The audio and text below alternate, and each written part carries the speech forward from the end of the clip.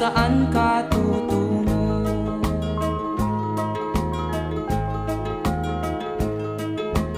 At kung nakamit mo na ang pangarap,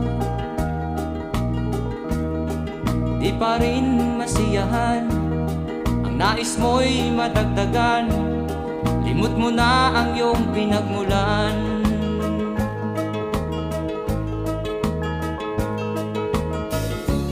Bakit nga ba